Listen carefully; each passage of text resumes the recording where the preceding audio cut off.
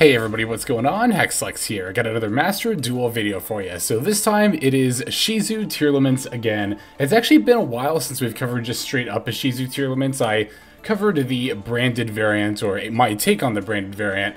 I guess my most recent take, because I've been editing that deck as well actually. But we did the branded variant, a few days ago. But yeah, it's been a minute since we've done actual just regular Shizu Tearlaments. So I decided to take Shizu Tearlaments to the Duelist Cup for a bit, or I guess the World Championship Qualifiers 2023 Duelist Cup equivalent. I was actually doing some experimentation with various Punk variants from DL 10 to 15. When I got to 15, I streamed myself playing Sprite Punk up to DL 16, but got knocked back down to 15. So we just took Shizu Tearlaments just to pretty quickly get from DL 15 to 17, just to hit that next plateau there. So there's no changes here from the last iteration. That is the list I got top 8 with in MCS week 14. Yes, so this is still, or no, 13, sorry. This is still that same list from week 13 that I got top 8 with, and I've been really liking it. This is definitely more of a tournament list, and what I mean by that is that this is less high rolly and more consistent. I actually tend to favor lists like that overall on ladder as well, and in events like this, not just in tournaments. But there's nothing here like Cyberstein or King of the Swamp or Tearlaments Grief. Not that those are bad cards by any means. I don't think they're necessarily optimal, but I don't think they're bad either. You can definitely, absolutely still play a Tearlaments deck with cards like that and very much still succeed. But we definitely opt for consistency over those powerful one-off, kind of high-roll attack cards, right? That's what the philosophy behind this build is. We're still not playing DD Crow, just playing a set of Ash Blossom. And the more I play, honestly, with this deck and play mirror matches, the less I miss DD Crow. I'm really not... It's not that I'm not a fan of it, and again, much like other tech cards that I mentioned, I don't think that a deck that plays DD Crow is suboptimal, not by any means, especially not DD Crow, but I definitely much prefer the playset of Ash Blossoms, and I don't personally feel the need to tech even one DD Crow to occasionally fuse with Mud Dragon, because even when I was playing 3, it was pretty few and far between I would actually make a Mud Dragon. That's not to say it's bad, but it just doesn't come up as often as I thought it would. So the Ash Blossom is good because, it's good against Max C. It's still good against the Shizu Tearlaments. And it's also useful in a wide variety of matchups. It's just still a great card. People, are saying that this is not a great meta for Ash Blossom, and that's generally true, but I think that was more true in the TCG when we were, not we, I guess I wasn't playing then, but when the TCG was experiencing the Tier 0 meta, that was more true there. But here, where we have Max C, I think that is going to be like the big tiebreaker, so to speak, of whether or not to keep the Ash Blossoms. I think that the Max C does end up making the Ash Blossom more important to keep. So, let's see. Is there anything else about this list off the top of my head that's kind of like... Again, I mean, it's still the same list that I got top 8 with. I just like it a lot. I like the 2 Triple Tactics talent. Honestly, more so than 3. I was playing 3 for quite a while, but I just found myself drawing it a little too often. That sounds kind of weird. You would think a tech card like this you would want to see particularly often, but I think 2 is kind of the sweet spot. My general rule of thumb as to whether I want a card at 3, 2, or 1 of in a deck, now obviously it's going to very greatly depend on the deck and the combos and the strategy and whatnot, but generally speaking, for a card like Triple Tactics talent, if I want to open it like every time as often as possible, play 3. If you want it every now and then, but it's not necessarily needed every single game, play 2. If it's a tech card that has kind of like a niche application, then you play 1 of. So I think 2 ends up being the sweet spot for Triple Tactics talent.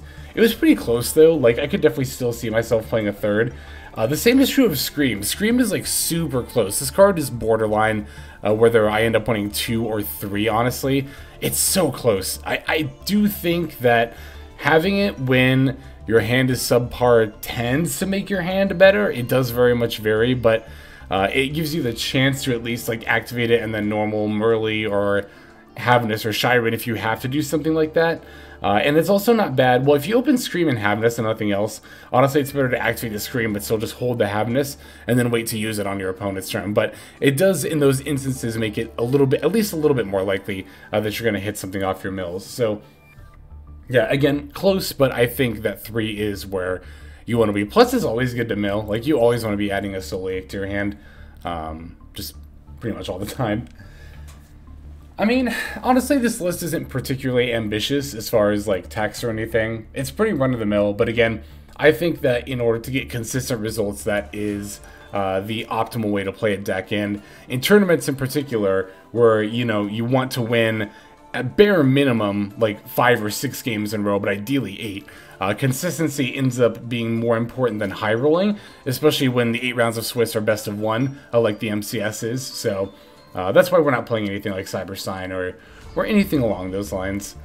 But yeah, I mean, I think that's pretty much going to cover it for the list. Now I'll go ahead and break it down card by card as always, and then we'll look at some replays from the event. So we are playing 3 Maxi, 2 Tearlaments Merly, 3 Ash Blossom and Joyous Spring, 2 Tearlaments Havnus, 1 Fairy Tail Snow, 2 Tearlaments Shiren, 3 Tearlaments Rhinoheart, 2 Keldo, the Sacred Protector, 3 Mudora, the Sword Oracle, 2 Kelbeck, the Ancient Vanguard, 2 Agido, the Ancient Sentinel, 1 Reinforcement of the Army, 1 Terraforming, 1 Foolish Burial Goods, 2 Triple Tactics Talent, 1 Primeval Planet Perlerino, 3 Tearlaments Scream, 3 Infinite Impermanence, 1 Tearlaments Crime, and then 2 Tearlaments Soliac. That's going to be our main deck.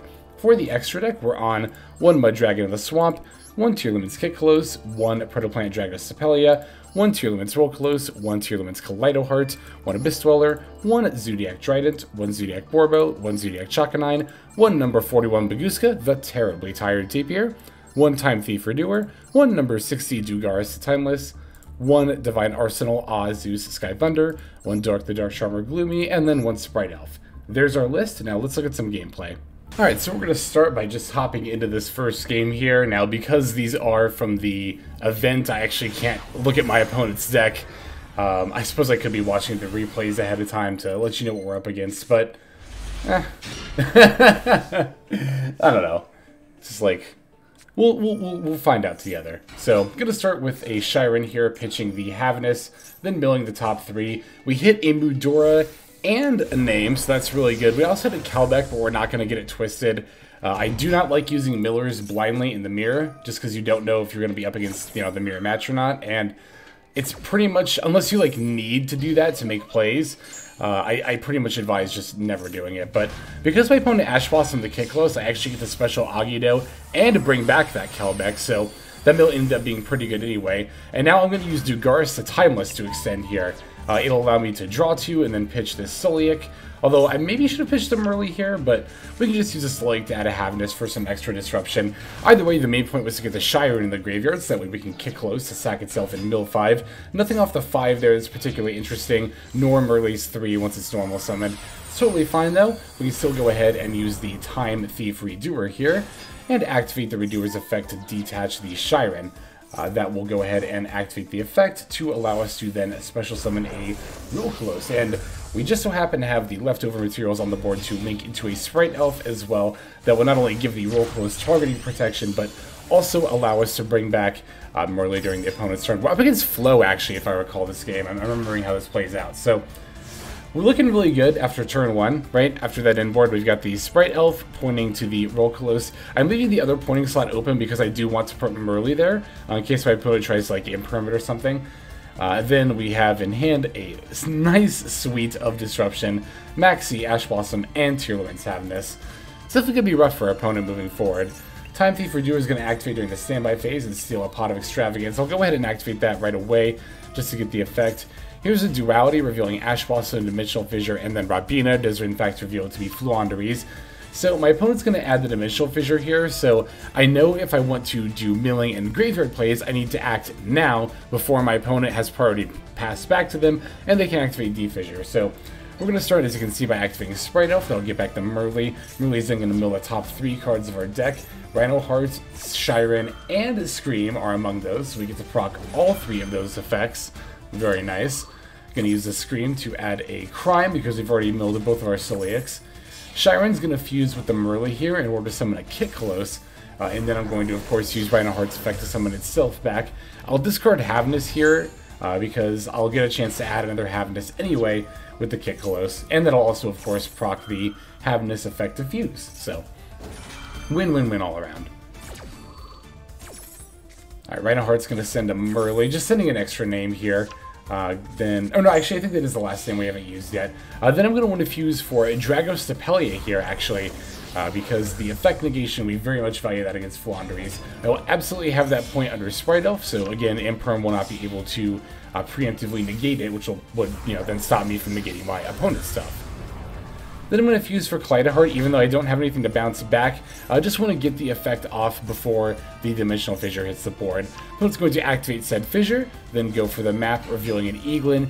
Eaglin's effect activates, as does the Token that they banished from hand, or from the deck rather.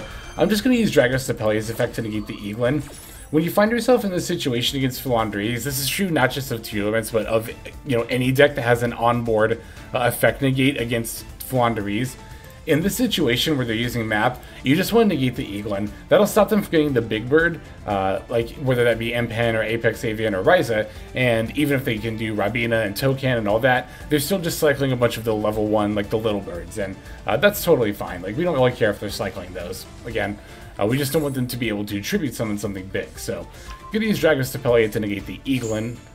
Now, if your opponent is just normal summoning Rabina and you have like an Imperm set and they don't have like anything else, then yeah, you can fire off Imperm against the Rabina. But I'm going to use Ash Blossom against this Rabina, so that way my opponent does not get an additional normal summon. On the off chance they happen to have like an Empen as the last monster, because one of those other 2 cards is a Tokan they added back.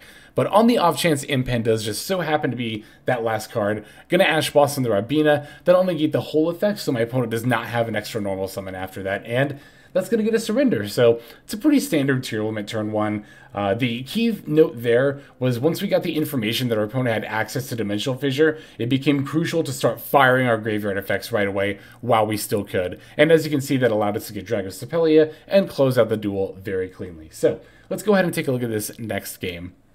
Alright, hopping into our next WCQ game. Quite a few people have asked me, both in comments and on stream, if I am going to aim for the World Championship. I don't know how much I'm going to. I might participate some in Stage 2, but I don't know. I can't see myself grinding to such an extent that I would actually be able to qualify personally. Like, even just from the few times I've played, in Duelist Cup Stage 2s in the past, it's just such a daunting amount of games you have to play to get in the top ranks. I actually should look up, and I guess if anyone in the comments knows, feel free to let me know. Like, have they said what rank you need to get in order to qualify for Worlds? I don't think they have. Depending on what that number is, I might be more inclined to try, but I don't know. I can't see it being so high that I would actually be able to... Even if I sat down and no-lifed it, really, I don't know. It just seems so far out there. Anyway, my opponent's got an Imperm for this Kick Close. That's pretty good. Imperm is actually a lot better in this meta than I think some people give it credit for. If you use Imperm on Kick Close, that can often just end the Tearlament player's turn, so it does tend to be a pretty effective card, and I've found that in like my Punk decks that I've been playing in tournaments and on ladder and stuff, that having 3 Imperm is very important to those. So as you can see, we're going to be actually up against Runic. This is Naturia Runic, if I recall correctly. So they do have a destruction for the Soleik, so the Hugin here will end up resolving. It's going to be a little annoying, but one of the most important things to remember when you're up against Runic is that if you have access to Shufflers, they're not going to be able to gain an insane amount of advantage off the Fountain, so that is nice. The thing to note here, though, when you're up against Naturia Runic is that they do still have some pretty potent synchro plays, even outside of, activating Runic Fountain and stuff, so you do have to be mindful of that. Even though we haven't seen a Naturia card yet, it's not too difficult to assume we're playing against Naturia Runic, so I'm going to use the Kelbeck here to put back the Hugin. That way my opponent's not able to sink for 6 and then 10 if they have a Camellia here. We also get to add a Havnus here. Our opponent does actually turn out to have a Camellia, so as soon as they summon that, I'm going to go ahead and fire off the Havnus here. Havnus is going to summon itself. We don't actually end up milling anything relevant, though, so it's a bit unfortunate. I guess a Scream for a Trap Search, but the Camellia is actually going to send a Mole Cricket, not going for the Sacred Tree, just going directly for the Mole Cricket here. Then because I summoned a monster, my opponent's going to try to use Camellia to bring it back. I'm of course going to use a Shuffler to put back not only the Mole Cricket, but the Runic spells as well to disable both lines of play there. They are still going to activate a Runic Fountain, and Runic Tip actually does end up being their last card, so that is pretty much a best case scenario for them here. They are going to try to get another draw here, but I'm going to just use my Keldo on board effect to take care of that. They are still able to summon Jerry here, the Runic Fang, the level 4-1, off of this runic spell, though, the Smiting Storm. So my opponent is still going to be able to sink for 8. Do remember, though, that I activated Maxx C at the beginning of this turn, so I do get to draw off of these summons. But I was going to actually go for Dugaris. They're not sinking, they're going for an overlay. So depending on what's in my opponent's extra deck, I could actually make a bit of a point of criticism here, because I've noticed a lot of people who are on Naturia Runic in Master Duel are kind of just copying Pack's list. And don't get me wrong, Pack's list that he did well with in, I don't remember which YCS, but it's a great list, but it was also made in a meta that was, I believe, post-Tier 0. One of the most notable things is that I see a lot of people using Scarlight as their level 8 Synchro because that's what Pack was using, but I don't think that's correct in this meta. I think Draco Berserker of the Tenyi is actually the better 8, and in this situation, Draco Berserker would have screwed me over here. It would have battled over both the Kikolos and Havnus, and then I would have been left to face it, and it also would have been able to banish one of my monsters, particularly one of my fusers, when I go to activate its effect. Whereas the Scarlight doesn't do anything here, right? Like, he can battle over one of my monsters, sure, but destroying all of my special summon monsters is only going to proc all their effects. So I can't help but wonder, obviously I can't see my opponent's list, but I can't help but wonder if they went for Dugaris here because they don't have access to something like Draco Berserker of the Tenyi. But in any case, my opponent's going to try to draw to you. I've just got an Ash Blossom for that, though, and that's going to, I think, prompt a concede, right? There's no way they just don't just concede here. Yeah. Maybe, I don't know if my opponent was playing Zeus, although to be fair, even if they had summoned Dugaris in attack mode and been able to attack with it and make Zeus, that still doesn't really accomplish much here, because what are you going to send Havnus and Kikolos and then proc them both? It's kind of a lose-lose, I guess, even at that point. So, alright, there's that duel. Let's go ahead and go straight to our next one. Okay, so I think this one was a mirror match. I think. We'll see. I'm trying to remember. The name looked a little familiar. I should remember. I played these duels like an hour ago. It really was not even that long ago, the time that I'm recording this. So we can take the first turn yet again. I had a lot of coin flip wins, actually, between DL 15 and 17, as you can see here. Roto's going to go ahead and grab the Rhino Heart. Going to summon Rhino Heart and send Merly. It's a pretty standard fair hand here, so we're just going to make some pretty standard plays. Rhino Heart and Merly are going to fuse together to form Kikolos. Of course, who else? We're going to use Kikolos to grab another Merly from the deck, so that way we can sack off the Kikolos, summon the Merly, and mill a total of 8 cards between both of their effects. This line is a little risky with a hand like this, because if I whiff the mills, there's a chance I actually don't have plays, and I do end up actually almost whiffing, but we get the Rhino Heart here, which is going to save us. It's going to allow us to discard Solik and then add and activate a Shiren pitching Udora. Now, one thing you might have noticed there is that I did in fact mill a couple of Agidos off of that 8. So you might be thinking, well, Hex, you didn't whiff, you had Agidos, you just chose not to activate them. That could have unbricked you. And while yes, that could have unbricked me, there was no reason to take the risk and get it twisted here. The reason is that, of course, I had Rhino Heart and Solik, so I knew I could get Shiren and have another shot to activate another Fuser effect. Even if I whiff on the Shiren mill, I can still overlay for Time Thief Redoer and then use Redoer's effect to detach. That is one very important thing to note about Tearlaments, and one of the criticisms I see, not a lot, but sometimes, mostly on the subreddit, about Tearlaments is like, people say it's skillful, but it's all luck-based. You're just relying on the millers. Bad Tearlament players, or I guess less skilled, I prefer to say it that way, less skilled Tearlament players are going to rely on the millers in situations like this. But the thing that you want to be watching out for, and the thing that separates skilled and less skilled Tearlaments players, is watching for cases where you can get a Fuser effect off, even if it's like something as kind of reaching as you know, summoning Rhino Heart, milling or discarding Solik to search the Shiren, to summon the Shiren, to activate, and then even if we whiff that mill, we can overlay for a Doer to detach. That is a bit of a reach, but at the same time, it's going to get me there. So if you don't need the miller's effects, do not activate them blindly on turn 1. You're really just inviting yourself to get screwed over in the mirror match. So that's my spiel there. You know, it's something I've said a lot, and it's something that I feel like a lot of people do know, but I do think it is important information that does bear repeating. So Gonna go for the roll close here because we did in fact hit a fuser. Still going for the Redoer, but I'm not gonna activate the effect. I'm actually just gonna pass over to my opponent's turn here. The reason I'm not activating Redoer just yet, the effect to detach anyway, is because this could serve as a potential disrupt to detach the Shyren and make a Kaleido Heart. So opponent gets to start off with Pearl, Rhino, and Scream, so that's definitely a better start than I got to. They then use Mudora, send the Agito. But see, now my opponent's activating Agito's effect. I'm not really sure why they did that, because they just added Rhino Heart. Like, there's no reason to get it twisted and mill both of us here. My opponent has, like, ample opportunity to make plays in this situation. I don't know. I don't know why my opponent bothered activating the effect. Just to be frank, I really don't. Especially because if I recall correctly, they didn't even end up milling a fuser. That's right, but they did hit another Kelbeck. I hit a fuser. I'm going to hit a Havness here, so definitely going to fire that off. And I'm also going to fire off my Kelbeck because, you know, it's my opponent's turn, and this is my only chance really to get a Miller effect off to make some more plays. I'm also going to activate the Kelbeck effect in hand to bounce this Mudora. The reason I'm doing that is because I want to deny my opponent as many onboard resources as possible. There are still going to search a Keldo here, but Keldo I'm going to negate and destroy with Rokolos, so that way they don't get the extender and they don't get the search as well. Alright, so my Havness is actually going to end up resolving, because I don't think my opponent milled a Shuffler initially, so we're going to do the Kiklos there. Let's take a look at our opponent's graveyard. Now they do have a Shuffler. They have the Mudora in the graveyard there. Oh no, they did have Mudora before. They just chose not to activate it, which is kind of interesting.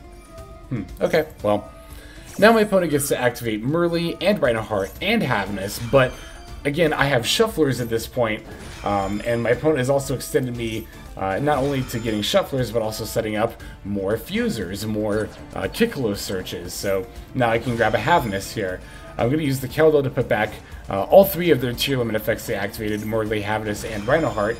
And I mean, yeah, they can fire back with their own Shufflers. With this, at the end of the day, they're using all these effects that are all once per turn. They're not activating them, and they're not progressing their board state, where my board state is only getting better. And again, had they not gotten it twisted, had they not activated Agito, this was all very avoidable. So now they're finally going to normal summon Rhino Heart to activate Scream.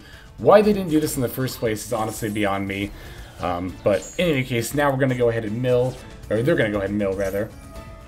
Milling a Shaddoll Beast, a Keldo, and a Shyren.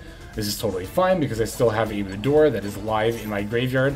Note also that, I should have noted this earlier, but I activated Keldo before Mudora because I had 3 Mudora in my grave and only 1 Keldo. So that way if my opponent wanted to use a Shuffler later on a tier limit fuser, they'd only be able to put back the 2 Mudora and I'd have one left to activate, which is actually how exactly it ended up playing out. So, alright, here's Keldo's effect. Like I mentioned, I am going to use Rokolos to negate and destroy it. This will deny them another level 4 body on the board, so that way they can't go ahead and go for a Dweller and then Zeus. It'll also deny them searching a Kelbeck, which could potentially screw me up. So, as I go to attack with the Kaleido, or the Rhino Heart rather, I'm just going to bring back Snow and turn it face down. This will not only protect my Redoer, but now it turns off the possibility of Soulacre Crime coming up on my opponent's turn. So, as you can see, we were able to very cleanly and efficiently shut our opponent down. We didn't even need the Time Thief Redoer. It does say I Wandu to time limit, but the reason I Wandu to time limit is because my opponent activated the effect of Gravekeeper's Trap during my draw phase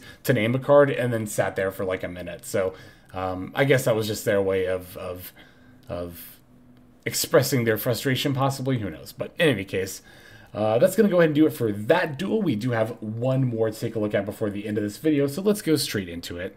And this final duel, I remember this one. This one's going to be against Mathmech, and I remember this because, excuse me, it's not often that I feel bad in any particular matchup on either side of it, but I have a soft spot for Mathmech, so, you know, I do feel a bit bad bullying Mathmech with tier limits here, especially because this is a situation where I am going to get it twisted. Now, I know that completely counteracts the advice I just gave last game, but here's my reasoning for it, right? I could have activated Shyren to pitch one of these, or rather, let's take it back a step, because I did already normal summon Merly. I could have activated Keldo, pitch Mudora to add another fairy, doesn't matter which one, then activate Shyren, pitch that other fairy to special summon. I have Shyren and Keldo. I can overlay for Time Thief Redoer. Redoer's effect activates to detach, and then I can fuse the Shirant and the Merly to make Kick Close. And that is a line I could have gone for. The reason I didn't is just because like it minuses so hard here, and despite the advice that, again, I know I just gave, I was like, you know, let's just get it twisted for once, because sometimes, and maybe I just catch a lot of people who are just having the same mindset I do, which I guess I can't blame them for, but sometimes you're just like, you know, let's just pull that slot machine lever, let's just get it twisted and see what happens. And I just happened to get rewarded here, never punished, always rewarded. We're up against MathMech, so it doesn't even matter that we got it twisted. That was not the right play, though. Like, even though that's the play I made this game, and even though that play ended up being super good, that is not the right play. I will freely admit that. And poor opponent, we're bullying them so hard here. Oh my god. We even have the Ash Blossom for their Max C. But again, that's why I really like Ash Blossom over stuff like DD Crow. It's not just, and I mean, it's not just for like the MathMech matchup specifically, but it's just for non-Tearlament matchups in general, because although you should generally plan for playing against mostly Tearlaments is still going to be, honestly, like probably about 60 to 65%. That's about the rate I would expect to play against Tearlaments, and, you know, that is still most of your matchups in, you know, a competitive ladder format or in like a tournament format. But at the same time, that's still a 35 to 40% rate of playing decks that are not Tearlament, which is significant enough that I do value Ash Blossom being generally good, and again, also good against Max C, over DD Crow, which I mean does still have applications and, you know, against stuff like MathMech, but generally speaking, Ash Blossom is just much better. So here we don't need DD Crows though to mess our MathMech opponent up. We just have the Shufflers. So as they go to activate their Sigma, I'm just going to use Shufflers to put all their stuff back. As they go to summon Circular, we're just going to use Redoer to go into Kaleidoheart, and then put back their Circular. They follow up with a Signet Mining for a 4-mud skipper here that actually I was like, whoa, wait, are they about to go off anyway? But no, they're just going to normal summon Nabla and, like, just, yeah, concede. I was going to say, I don't think they really have any follow-up plays after that. So, yeah, again, it's not often I feel bad after winning a duel, but I love MathMech, and to have bullied them just so hard here, it does make me feel a bit bad. So, what can you do until Konami hits the Ishizus and the Tearlament cards? What can you do? But in any case, that's going to go ahead and do it for our games. So thank you all very much for watching. Now let's move on to our outro. Alright everybody, thank you so much for watching all the way to the very end of the video like this. That means a whole lot to me. Not just personally, but it's also a great way of supporting the channel as well. If you're interested in supporting the channel in other means, you can of course feel free to comment and or subscribe right here on YouTube. I'm always looking to the comments section. You guys leave some pretty awesome feedback as far as like constructive criticism goes when it comes to deck building, gameplay, channel content, all that stuff. So feel free to leave your opinion down there. I will be sure to take a look at that there. And then subscribing is going to be the best way to get notifications of when these videos drop. That does happen every day, by the way, so if you're looking for daily Master Duel content, you've come to the right place. And there are more places where you can get some daily Master Duel content. If you check out the description below, follow the top link over to my Patreon page. There for just $5 a month, which is as much as you pay for a booster pack. You'll find a lot more value than a pack full of filler over there. We've got some previews for content upcoming here on the channel. We've got some exclusive games that are only posted over on Patreon over there. We've got some Q&As, and then you can also have your name featured in this lovely credit sequence where I thank all of the people who are helping contribute over there on Patreon. It's a huge support to the channel, and it really means a lot as well. So thank you everyone who is donating that is featured here on screen. And again, you know, it's not just a pure donation, you do get some more daily Master Duel content over there just for being a part of the Patreon. But I think that's about all the time that I have for today's video. Once again, I just want to thank you so very much for sticking all the way to the end of the video. Again, it just means a lot as I do put a decent amount of work into getting these videos out every single day. But that's about all the time that I've got for now, so without further ado, this is Xlex. I'm signing out, and I hope you have a fantastic day.